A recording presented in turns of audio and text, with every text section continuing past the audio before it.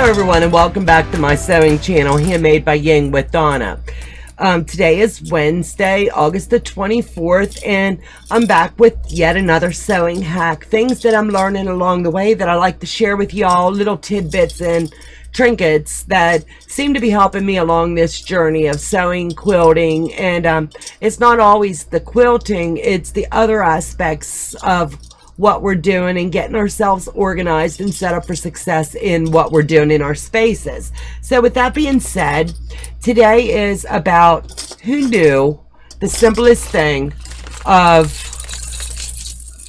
binder clips. I never would have known how versatile they are and how much I would use them in my sewing space, I'm telling you. The larger ones as an example, or the medium, they come in so handy. You can separate your cords, your electronics, you run the cable through it, and you can just mark right here what it is.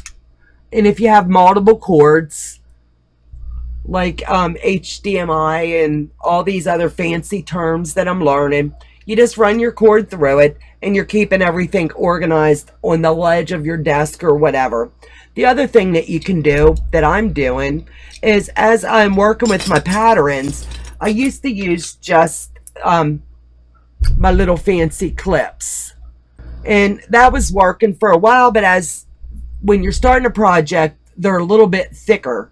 So what I'm learning is, when I first started with, I'm using my Christmas lights pattern as just the example. This was from Beth of Goody Goods. So I went ahead, I know I'm going to need 12 bulbs for what I'm doing across my table to make a nice table runner, which doesn't seem like a lot, but by the time I put my filler in and I'm building it around, excuse me, then I'm able to keep everything consistent and everything cooked up together. So what I'm doing is taking one of my smaller ones, because we really don't have a whole lot of need for them other than a small project, and this one's relatively small, so I'm using the small clip. It's not going to come undone, and it's going to hold my project together from beginning to end, and that's what I like. So as I'm building up my project, I'm going up one size per se, and I'm just going to open it up, and as these build, I'll probably be changing the size that I'm using. But I'm finished this has 4, and I can probably honestly hook 6 or 8 together, just so that they don't come undone in the hustle of moving things around. So it's holding everything together in one category. I'm really OCD, so I like to color code what I'm doing. So I ordered the colored ones. But I know this is going to take quite a bit of white fabric, so I've already got a yard and a half, and as I'm cutting it down and using it into the blocks, this I know is going to go with the start of it, and that's fabric 1.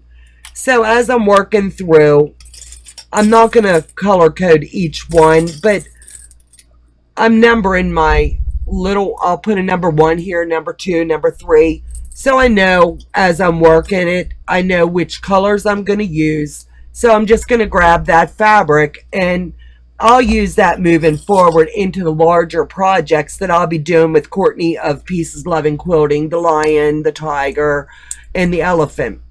She says organization's key when you're working those bigger projects, so she's got the right girl for organizing.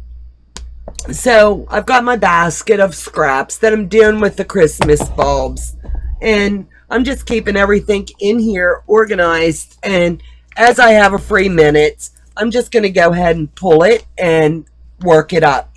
But I'm getting ready to start a new project this week, and I haven't cut my fabric yet, but Teresa Louise of Teresa Louise I Quilt 2 and I, we're moving forward with the project, and by the time this comes out, we should be on week 3 of this.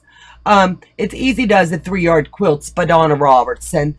We're working on the farmhouse chic quilt, and as it shows, you only need 3 fabrics, and I always mark mine up 1, 2, and 3 when I'm doing her projects. But as I cut them down into the segments that they're going to need, I'll be clipping those and marking them. That way I'm not going to lose track of my pieces and where they need to be in my said projects.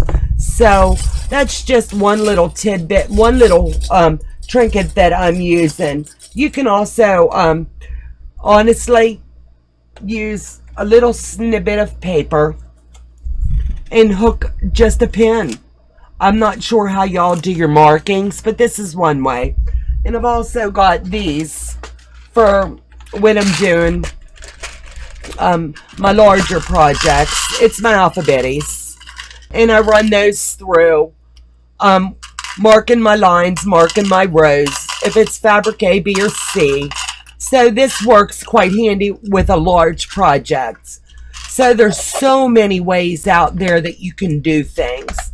So this is just showing you one more way of doing more in your sewing space, whether you knew you needed to or you're looking for a better way to organize. I'm finding this is working for me, and I've seen others use it. And as you're marking your fabric, marking your rows on a project, as you're cutting it out and getting everything labeled up, works perfect.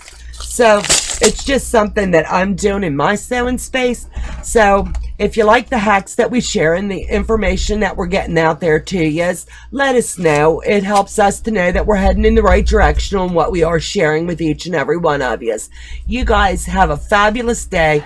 Take care. God bless, and we'll be back with you at the next hack. Bye-bye.